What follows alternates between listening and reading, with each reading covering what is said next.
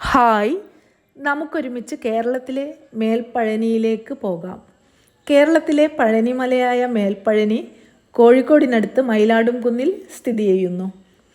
പ്രശ്നവിധി പ്രകാരം 3600 വർഷങ്ങൾക്ക് മുമ്പ് ഇവിടെ ഉണ്ടായിരുന്നുവെന്ന് വിശ്വസിക്കുന്ന ശ്രീ മുരുക ക്ഷേത്രമാണിന്ന് മേൽപ്പഴനി എന്ന പേരിൽ പുനർനിർമ്മിച്ച് പ്രസിദ്ധമായി കൊണ്ടിരിക്കുന്നത്.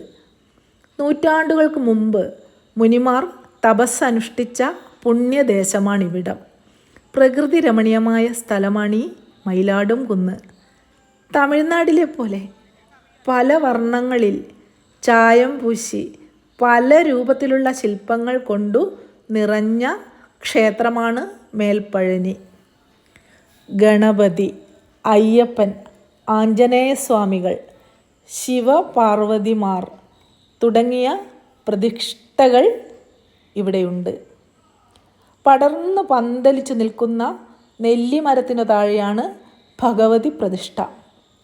വർഷം മുഴുവൻ ഏതെങ്കിലും ഒരു ചില്ലയെങ്കിലും നിറയെ കായ്ക്കുന്ന നെല്ലിക്ക തന്നെയാണ് ഭഗവതിയുടെ പ്രസാദമായി കരുതുന്നത്. ഒരു നാഗ പ്രതിഷ്ഠയുമുണ്ട്. പടികൾ കയറി ക്ഷേത്രത്തിലെത്താം. ബസ് ക്ഷേത്രമുറ്റം വരെ എത്തുമെന്നതാണ് മേൽപ്പഴനിയുടെ ഏറ്റവും വലിയ പ്രത്യേകത. എൻ്റെ ചാനൽ ഇഷ്ടപ്പെട്ടിട്ടുണ്ടെങ്കിൽ സബ്സ്ക്രൈബ് ചെയ്യാൻ മറക്കരുത്. സൂന സൗരഭം.